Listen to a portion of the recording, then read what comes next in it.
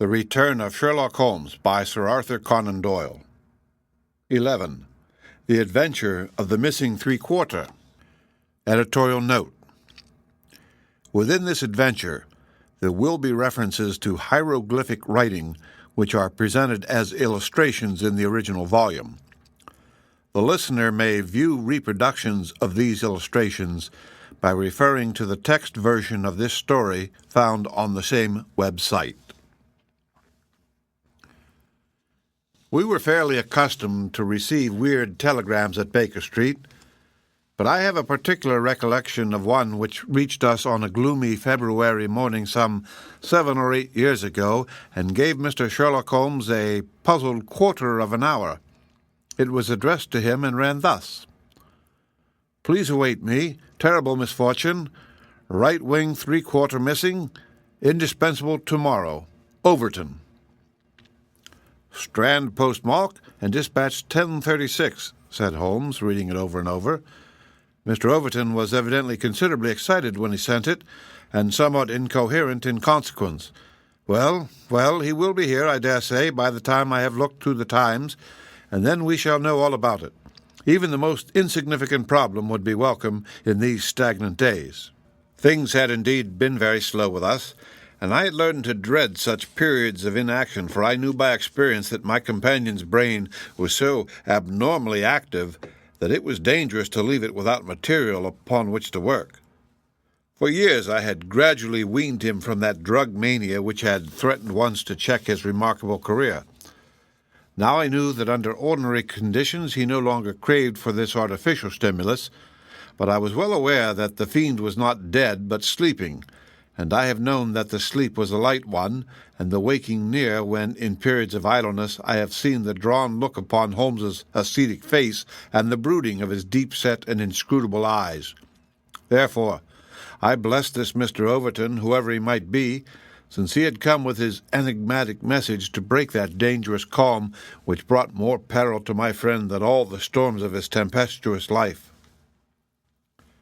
As we had expected, the telegram was soon followed by its sender, and the card of Mr. Cyril Overton of Trinity College, Cambridge, announced the arrival of an enormous young man, 16 stone of solid bone and muscle, who spanned the doorway with his broad shoulders and looked from one of us to the other with a comely face which was haggard with anxiety.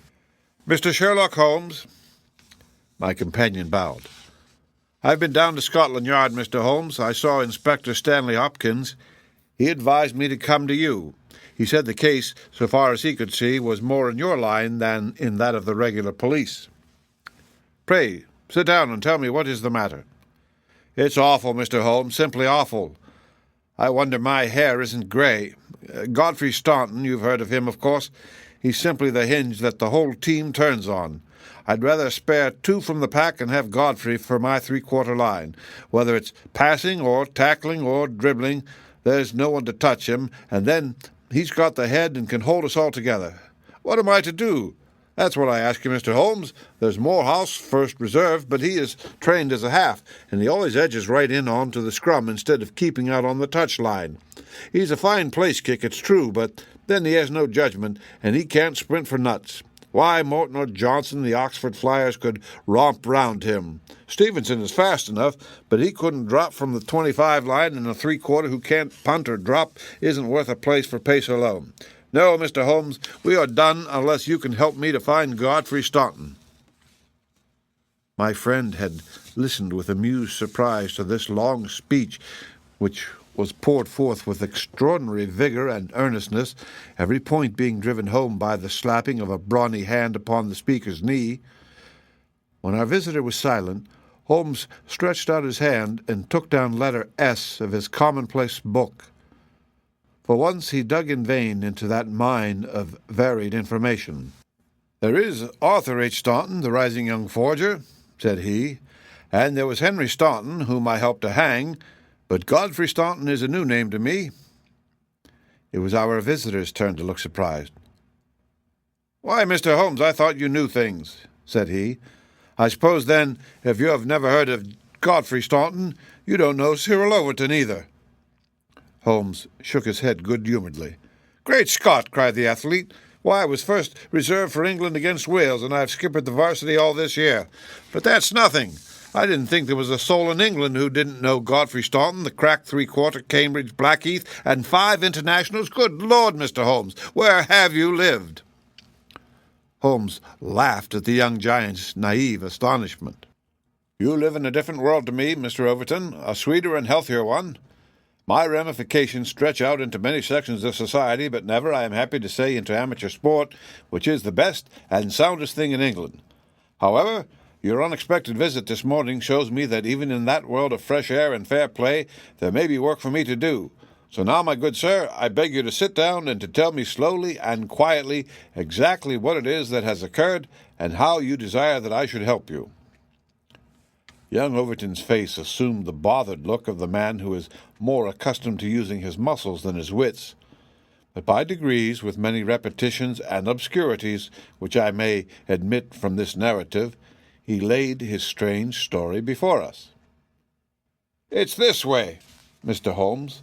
As I have said, I am the skipper of the rugger team of Cambridge, varsity, and Godfrey Staunton is my best man. Tomorrow we play Oxford. Yesterday we all came up and we settled at Bentley's private hotel.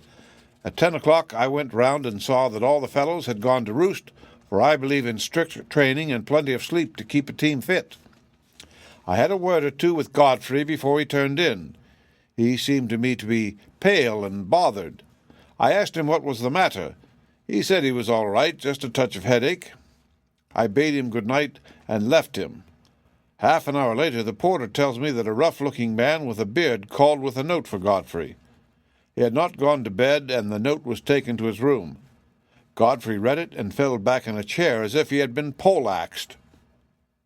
The porter was so scared that he was going to fetch me, but Godfrey stopped him, had a drink of water, and pulled himself together. Then he went downstairs, said a few words to the man who was waiting in the hall, and the two of them went off together. The last that the porter saw of them, they were almost running down the street in the direction of the Strand. This morning, Godfrey's room was empty, his bed had never been slept in, and his things were all just as I had seen them the night before. He had gone off on a moment's notice with this stranger, and no word has come from him since. I don't believe he will ever come back. He was a sportsman, was Godfrey, down to his marrow, and he wouldn't have stopped his training and let in his skipper if it were not for some cause that was too strong for him. No, I feel as if he were gone for good, and that we should never see him again." Sherlock Holmes listened with the deepest attention to this singular narrative. "What did you do?" he asked. "I wired to Cambridge to learn if anything had been heard of him there. I've had an answer. No one has seen him." "Could he have gone back to Cambridge?" "Yes, there is a late train, 11:15.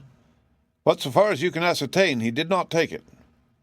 "No, he has not been seen." "What did you do next?" "I wired to Lord Mount James." "Why to Lord Mount James?"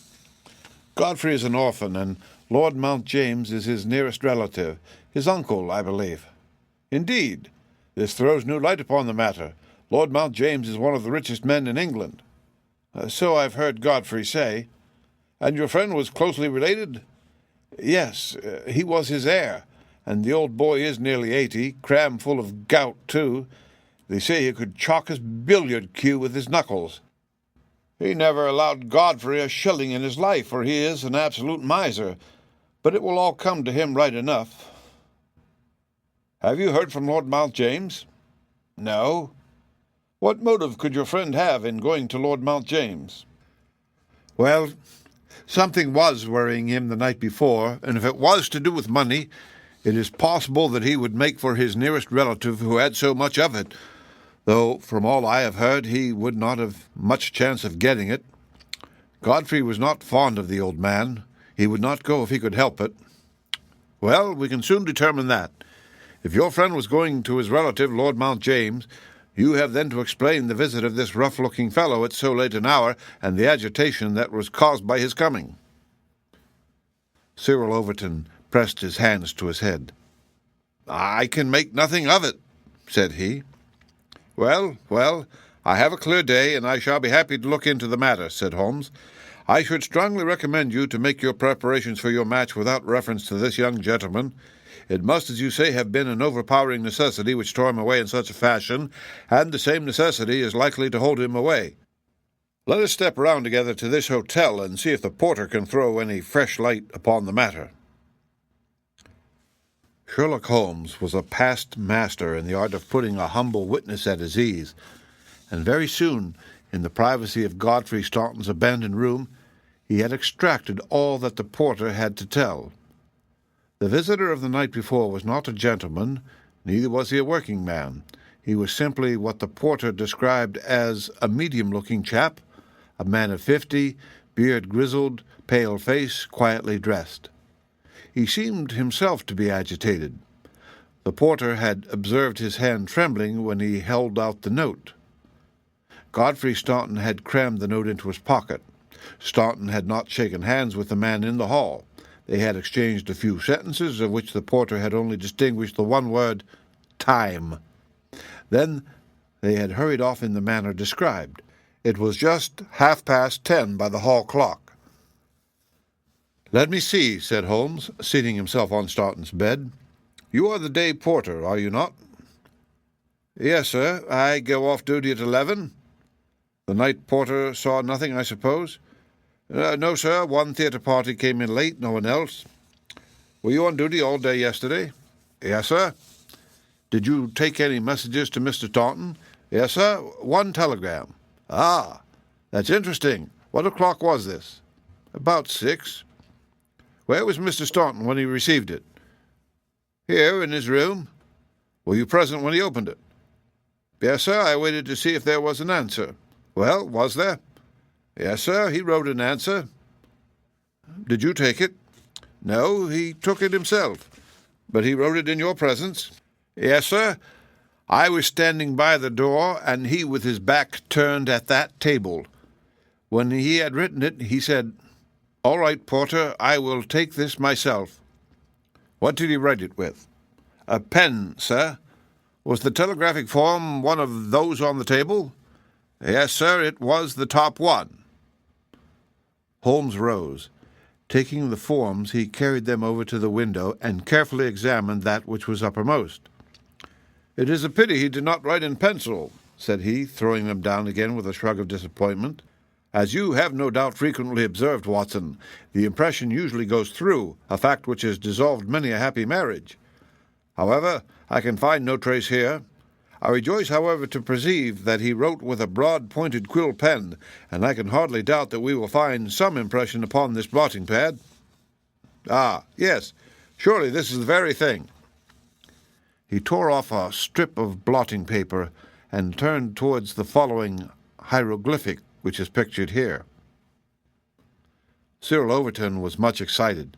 "Hold it to the glass," he cried. "That is unnecessary," said Holmes. "The paper is thin, and the reverse will give us the message. Here it is." He turned it over, and we read what was visible on the reverse.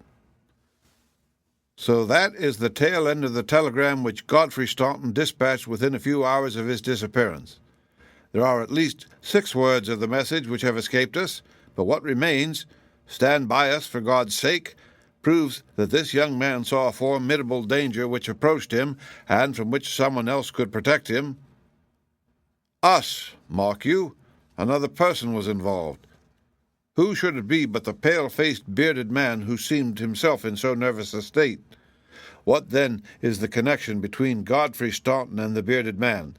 And what is the third source from which each of them sought for help against pressing danger? Our inquiry has already narrowed down to that." "We have only to find to whom that telegram is addressed," I suggested. "Exactly, my dear Watson.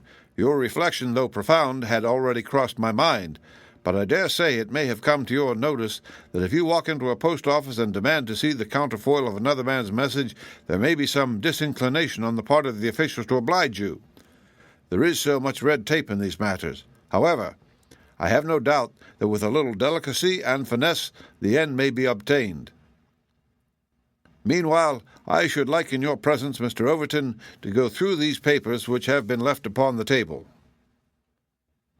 There were a number of letters, bills, and notebooks which Holmes turned over and examined with quick, nervous fingers and darting, penetrating eyes. "Nothing here," he said at last.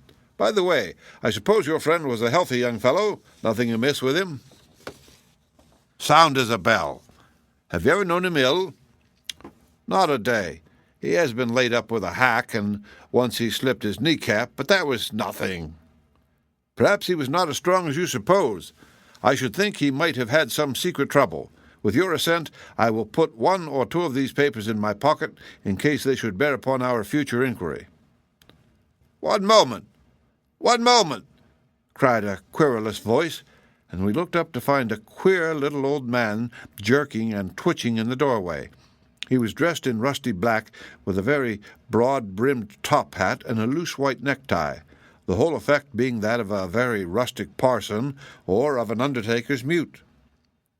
Yet, in spite of his shabby and even absurd appearance, his voice had a sharp crackle, and his manner a quick intensity which commanded attention. "Who are you, sir, and by what right do you touch this gentleman's papers?" he asked. "I am a private detective, and I am endeavoring to explain his disappearance." "Oh, you are you? And who instructed you, eh?" "This gentleman, Mr. Staunton's friend, was referred to me by Scotland Yard." "Who are you, sir?" "I am Cyril Overton." "Then it is you who sent me a telegram. My name is Lord Mount James. I came round as quickly as the Bayswater bus would bring me. So you have instructed a detective?" "Yes, sir." "And are you prepared to meet the cost?" "I have no doubt, sir, that my friend Godfrey, when we find him, will be prepared to do that." "But if he is never found, eh? Answer me that." "In that case, no doubt his family—" "Nothing of the sort, sir," screamed the little man. "Don't look to me for a penny, not a penny. You understand that, Mr. Detective. I am all the family that this young man has got, and I tell you that I am not responsible. If he has any expectations, it is due to the fact that I have never wasted money, and I do not propose to begin to do so now. As to those papers with which you are making so free, I may tell you that in case there should be anything of any value among them, you will be held strictly to account for what you do with them." "Very good, sir," said Sherlock Holmes. "May I ask in the meanwhile whether you have yourself any theory to account for this young man's disappearance?" "No, sir, I have not. He is big enough and old enough to look after himself, and if he is so foolish as to lose himself, I entirely refuse to accept the responsibility of hunting for him." "I quite understand your position," said Holmes, with a mischievous twinkle in his eye. "Perhaps you don't quite understand mine. Godfrey Staunton appears to have been a poor man. If he has been kidnapped, it could not have been for anything which he himself possesses. The fame of your wealth has gone abroad, Lord Mount James, and it is entirely possible that a gang of thieves have secured your nephew in order to gain from him some information as to your house, your habits, and your treasure." The face of our unpleasant little visitor turned as white as his neckcloth. "Heavens, sir! What an idea! I never thought of such villainy. What inhuman rogues there are in the world! But Godfrey is a fine lad, a staunch lad. Nothing would induce him to give his old uncle away. I'll have the plate removed over to the bank this evening. In the meantime, spare no pains, Mr. Detective. I beg you to leave no stone unturned to bring him safely back. As to money, well, so far as a fiver or even a tenner goes, you can always look to me." Even in his chastened frame of mind, the noble miser could give us no information which could help us, for he knew little of the private life of his nephew. Our only clue lay in the truncated telegram, and with a copy of this in his hand, Holmes set forth to find a second link for his chain. We had shaken off Lord Mount James, and Overton had gone to consult with the other members of his team over the misfortune which had befallen them. There was a telegraph office at a short distance from the hotel. We halted outside. "It's worth trying, Watson," said Holmes. "Of course, with a warrant we could demand to see the counterfoils, but we have not reached that stage yet. I don't suppose they remember faces in so busy a place. Let us venture it." "I'm sorry to trouble you," said he in his blandest manner to the young woman behind the grating. "There is some small mistake about a telegram I sent yesterday. I have had no answer, and I very much fear that I must have omitted to put my name at the end. Could you tell me if this was so?" The young woman turned over a sheaf of counterfoils. "What o'clock was it?" she asked. "A little after 6. Whom was it to?" Holmes put his finger to his lips and glanced at me. "The last words in it were, 'For God's sake,'" he whispered confidentially. "I am very anxious at getting no answer." The woman separated one of the forms. "This is it." "There is no name," said she, smoothing it out upon the counter. "Then that, of course, accounts for my getting no answer," said Holmes. "Dear me, how very stupid of me, to be sure. Good morning, miss, and many thanks for having relieved my mind." He chuckled and rubbed his hands when we found ourselves in the street once more. "Well?" I asked. "We progress, my dear Watson, we progress. I had 7 different schemes for getting a glimpse of that telegram, but I could hardly hope to succeed the very first time." "And what have you gained?" "A starting point for our investigation." He hailed a cab. "King's Cross Station," said he. "We have a journey, then?" "Yes, I think we must run down to Cambridge together. All the indications seem to point in that direction." "Tell me," I asked as we rattled up Gray's Inn Road, "have you any suspicion yet as to the cause of the disappearance? I don't think that, among all our cases, I have known one where the motives are more obscure. Surely you don't really imagine that he may be kidnapped in order to give information against his wealthy uncle?" "I confess, my dear Watson, that does not appeal to me as a very probable explanation. It struck me, however, as being the one which was most likely to interest that exceedingly unpleasant old person." "It certainly did that. But what are your alternatives?" "I could mention several. You must admit that it is curious and suggestive that this incident should occur on the eve of this important match, and should involve the only man whose presence seemed essential to the success of the side. It may, of course, be coincidence, but it is interesting. Amateur sport is free from betting, but a good deal of outside betting goes on among the public, and it is possible that it might be worth someone's while to get at a player as the ruffians of the turf get at a racehorse. There is one explanation. A second very obvious one is that this young man really is the heir of a great property, however modest his means may at present time be, and it is not impossible that a plot to hold him for a ransom might be concocted." "These theories take no account of the telegram." "Quite true, Watson. The telegram still remains the only solid thing with which we have to deal, and we must not permit our attention to wander away from it. It is to gain light upon the purpose of this telegram that we are now on our way to Cambridge. The path of our investigation is at present obscure, but I shall be very much surprised if before evening we have not cleared it up or made a considerable advance along it." It was already dark when we reached the old university city. Holmes took a cab at the station and ordered the man to drive to the house of Dr. Leslie Armstrong. A few minutes later, we had stopped at a large mansion in the busiest thoroughfare. We were shown in, and after a long wait were at last admitted into the consulting room, where we found the doctor seated behind his table. It argues the degree in which I had lost touch with my profession that the name of Leslie Armstrong was unknown to me. Now I am aware that he is not only one of the heads of the medical school of the university, but a thinker of European reputation in more than one branch of science. Yet even without knowing his brilliant record, one could not fail to be impressed by a mere glance at the man, the square, massive face, the brooding eyes under the thatched brows, and the granite molding of the inflexible jaw. A man of deep character, a man with an alert mind, grim, ascetic, self-contained, formidable. So I read Dr. Leslie Armstrong. He held my friend's card in his hand, and he looked up with no very pleased expression upon his dour features. "I have heard your name, Mr. Sherlock Holmes, and I am aware of your profession, one of which I by no means approve.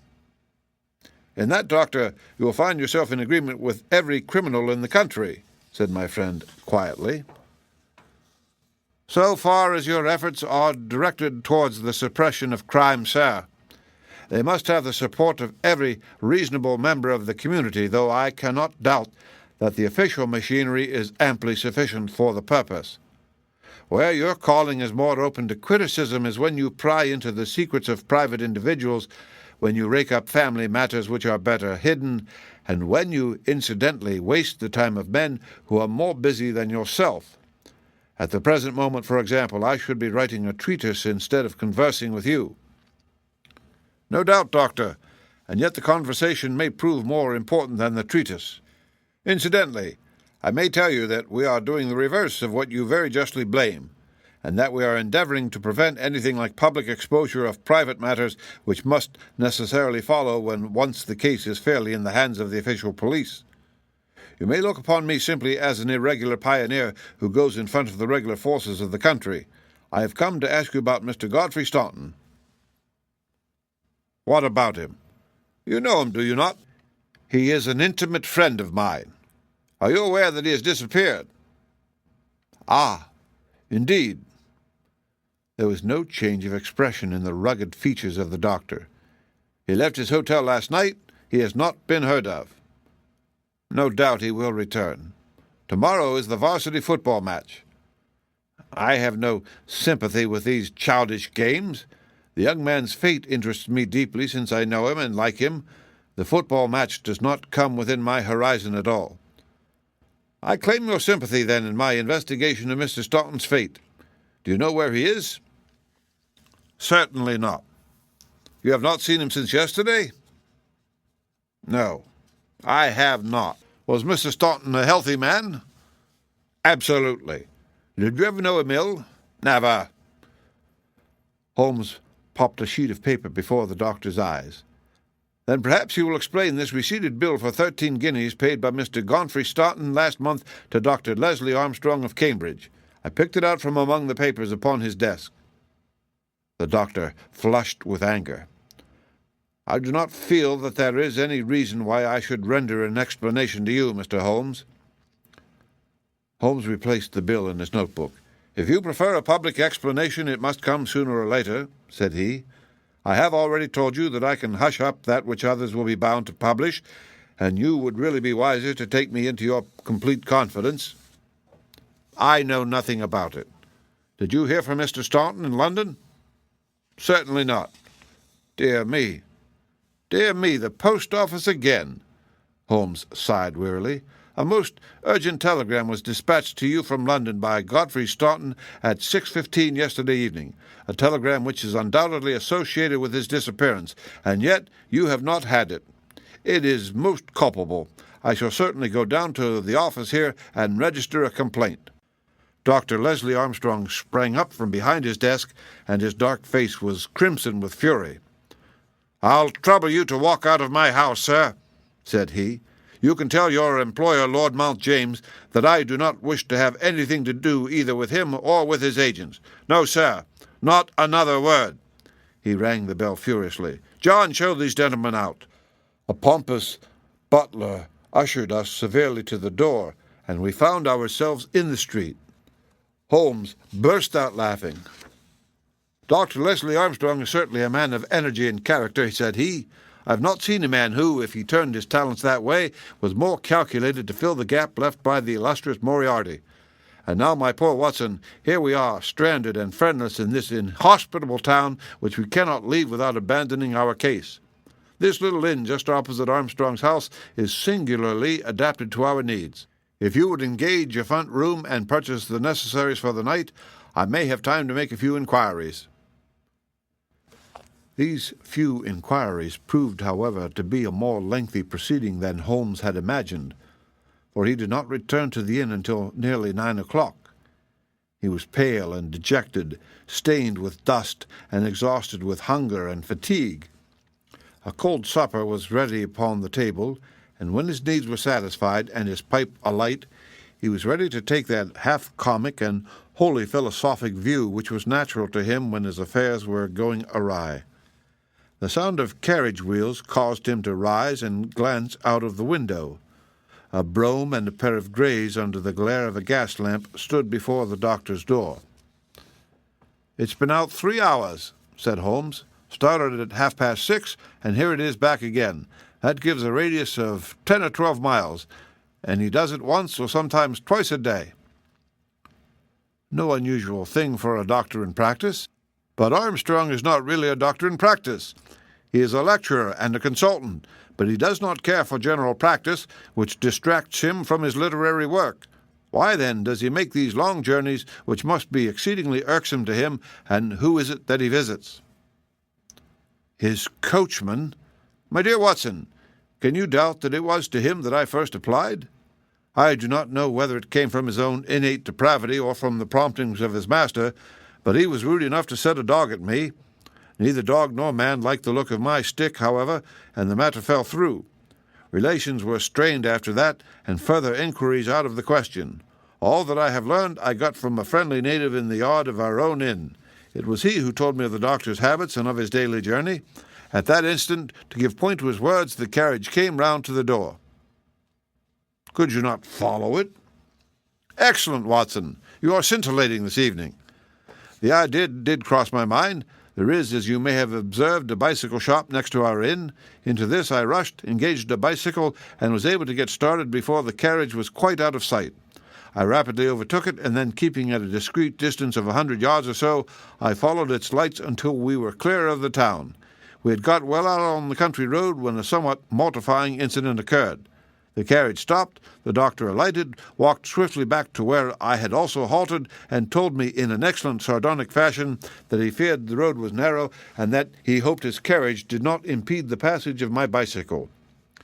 Nothing could have been more admirable than his way of putting it.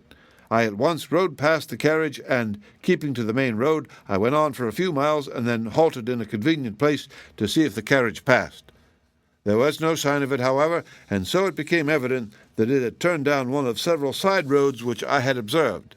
I rode back, but again saw nothing of the carriage, and now, as you perceive, it has returned after me. Of course, I had at the outset no particular reason to connect these journeys with the disappearance of Godfrey Staunton, and was only inclined to investigate them on the general grounds that everything which concerns Dr. Armstrong is at present of interest to us. But now that I find he keeps so keen a lookout upon anyone who may follow him on these excursions, the affair appears more important, and I shall not be satisfied until I have made the matter clear.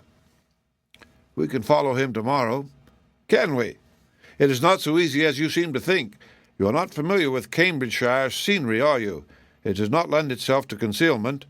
All this country that I passed over tonight is as flat and clean as the palm of your hand, and the man we are following is no fool, as he very clearly showed tonight. I have wired to Overton to let us know any fresh London developments at this address, and in the meantime we can only concentrate our attention upon Dr. Armstrong, whose name the obliging young lady at the office allowed me to read upon the counterfoil of Staunton's urgent message. He knows where the young man is, to that I'll swear, and if he knows, then it must be our own fault if we cannot manage to know also. At present it must be admitted that the odd trick is in his possession, and as you are aware, Watson, it is not my habit to leave the game in that condition. And yet, the next day brought us no answer to the solution of the mystery. A note was handed in after breakfast, which Holmes passed across to me with a smile. Sir, it ran, I can assure you that you are wasting your time in dogging my movements. I have, as you discovered last night, a window at the back of my brougham, and if you desire a 20-mile ride which will lead you to the spot from which you started, you have only to follow me. Meanwhile, I can inform you that no spying upon me can in any way help Mr. Godfrey Staunton, and I am convinced that the best service you can do to that gentleman is to return at once to London and to report to your employer that you are unable to trace him. Your time in Cambridge will certainly be wasted. Yours faithfully, Leslie Armstrong. An outspoken, honest antagonist is the doctor, said Holmes. Well, well, he excites my curiosity, and I must really know more before I leave him. His carriage is at his door now, said I. There he is, stepping into it. I saw him glance up at our window as he did so. Suppose I try my luck upon the bicycle. No, my dear Watson. With all respect for your natural acumen, I do not think that you are quite a match for the worthy doctor. I think that possibly I can attain our end by some independent explorations of my own. I am afraid that I must leave you to your own devices, as the appearance of two inquiring strangers upon a sleepy countryside might excite more gossip than I care for. No doubt you will find some sights to amuse you in this venerable city, and I hope to bring back a more favourable report to you before evening." Once more, however, my friend was destined to be disappointed. He came back at night weary and unsuccessful. "I've had a blank day, Watson. Having got the doctor's general direction, I spent the day in visiting all the villages upon that side of Cambridge and comparing notes with publicans and other local news agencies. I have covered some ground. Chesterton, Histon, Waterbeach, and Oakington have each been explored and have each proved disappointing. The daily appearance of a brougham and pair could hardly have been overlooked in such sleepy hollows. The doctor has scored once more. Is there a telegram for me?" "Yes, I opened it. Here it is. Ask for Pompey from Jeremy Dixon, Trinity College." "I don't understand it." "Oh, it is clear enough. It is from our friend Overton, and is in answer to a question from me. I'll just send round a note to Mr. Jeremy Dixon, and then I have no doubt that our luck will turn. By the way, is there any news of the match?" "Yes, the local evening paper has an excellent account in its last edition. Oxford won by a goal and 2 tries. The last sentences of the description say, 'The defeat of the Light Blues may be entirely attributed to the unfortunate absence of the crack international Godfrey Staunton, whose want was felt at every instant of the game. The lack of combination in the three-quarter line and their weakness both in attack and defence more than neutralized the efforts of a heavy and hard-working pack.'" "Then our friend Overton's forebodings have been justified," said Holmes. "Personally, I am in agreement with Dr. Armstrong, and football does not come within my horizon. Early to bed, Watson, for I foresee that tomorrow may be an eventful day." I was horrified by my first glimpse of Holmes next morning, for he sat by the fire holding his tiny hypodermic syringe. I associated that instrument with the single weakness of his nature, and I feared the worst when I saw it glittering in his hand. He laughed at my expression of dismay and laid it upon the table. No, my dear fellow, there is no cause for alarm. It is not upon this occasion the instrument of evil, but it will rather prove to be the key which will unlock our mystery. On this syringe I base all my hopes. I have just returned from a small scouting expedition, and everything is favorable. Eat a good breakfast, Watson, for I propose to get upon Dr. Armstrong's trail today, and once on it I will not stop for rest or food until I run him to his burrow."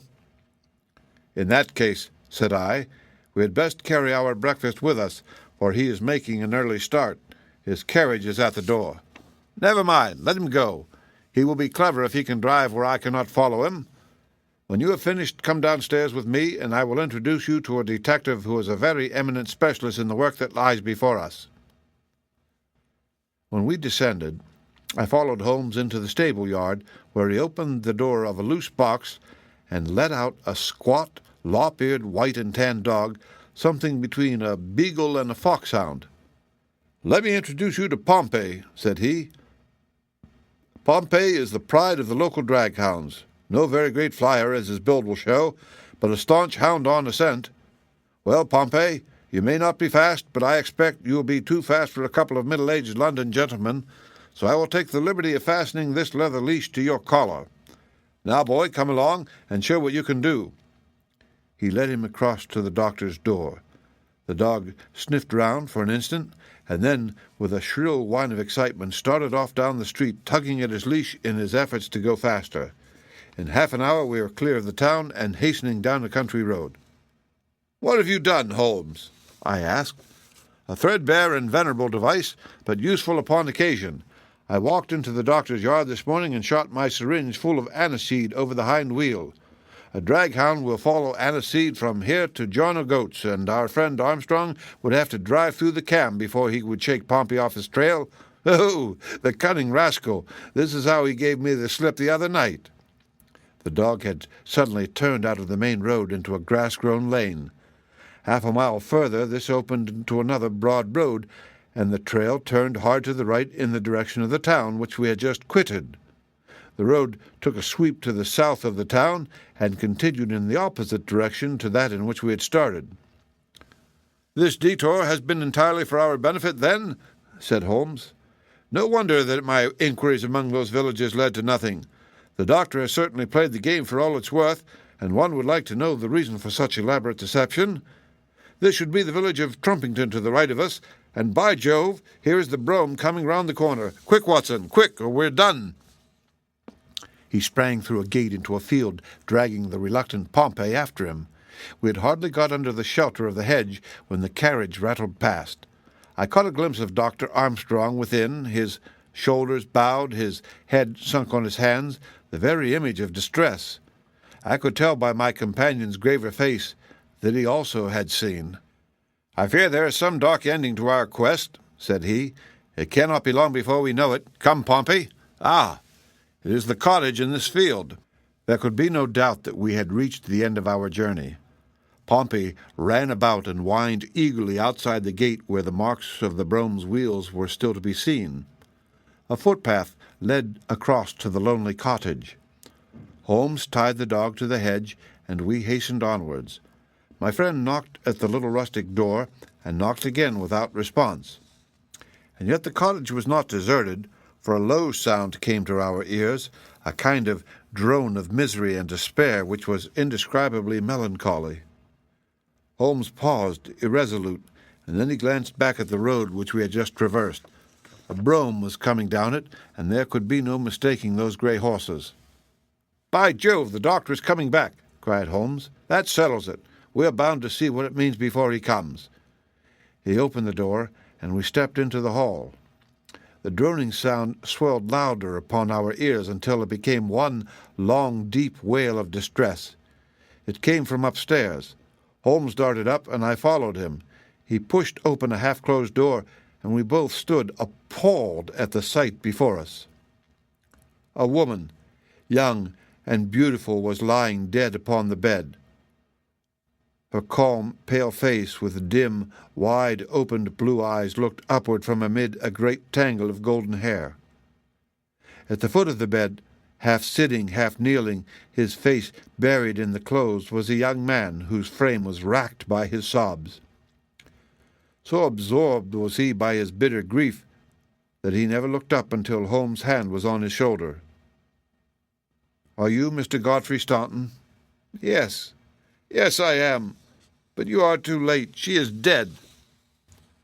The man was so dazed that he could not be made to understand that we were anything but doctors who had been sent to his assistance. Holmes was endeavoring to utter a few words of consolation and to explain the alarm which had been caused to his friends by his sudden disappearance, when there was a step upon the stairs, and there was the heavy, stern, questioning face of Dr. Armstrong at the door. "So, gentlemen," said he, "you have attained your end, and have certainly chosen a particularly delicate moment for your intrusion. I would not brawl in the presence of death, but I can assure you that if I were a younger man, your monstrous conduct would not pass with impunity." "Excuse me, Dr. Armstrong. I think we are a little at cross purposes," said my friend with dignity. "If you could step downstairs with us, we may each be able to give some light to the other upon this miserable affair." A minute later, the grim doctor and ourselves were in the sitting-room below. "Well, sir," said he, "I wish you to understand in the first place that I am not employed by Lord Mount James, and that my sympathies in this matter are entirely against that nobleman. When a man is lost, it is my duty to ascertain his fate, but having done so, the matter ends so far as I am concerned, and so long as there is nothing criminal, I am much more anxious to hush up private scandals than to give them publicity. If, as I imagine, there is no breach of the law in this matter, you can absolutely depend upon my discretion and my cooperation in keeping the facts out of the papers." Dr. Armstrong took a quick step forward and wrung Holmes by the hand. "You are a good fellow," said he. "I had misjudged you. I thank heaven that my compunction at leaving poor Staunton all alone in this plight caused me to turn my carriage back and so to make your acquaintance. Knowing as much as you do, the situation is very easily explained. A year ago, Godfrey Staunton lodged in London for a time, and became passionately attached to his landlady's daughter, whom he married. She was as good as she was beautiful, and as intelligent as she was good. No man need be ashamed of such a wife. But Godfrey was the heir to this crabbed old nobleman, and it was quite certain that the news of his marriage would have been the end of his inheritance. I knew the lad well, and I loved him for his many excellent qualities. I did all I could to help him to keep things straight. We did our very best to keep the thing from everyone, for when once such a whisper gets about, it is not long before everyone has heard it. Thanks to this lonely cottage and his own discretion, Godfrey has up to now succeeded. Their secret was known to no one, save to me, and to one excellent servant who has at present gone for assistance to Trumpington. But at last there came a terrible blow in the shape of dangerous illness to his wife. It was consumption of the most virulent kind. The poor boy was half crazed with grief, and yet he had to go to London to play this match, for he could not get out of it without explanations which would expose his secret. I tried to cheer him up by a wire, and he sent me one in reply imploring me to do all I could. This was the telegram which you appear in some inexplicable way to have seen. I did not tell him how urgent the danger was, for I knew that he could do no good here, but I sent the truth to the girl's father, and he very injudiciously communicated it to Godfrey. The result was that he came straight away in a state bordering on frenzy, and has remained in the same state, kneeling at the end of her bed until this morning's death put an end to her suffering. That is all, Mr. Holmes, and I am sure that I can rely upon your discretion and that of your friend. Holmes grasped the doctor's hand. "Come, Watson," said he, and we passed away from that house of grief and into the pale sunlight of the winter day. The End. Read by Rick Kistner for Lit2Go on the web at fcit.usf.edu.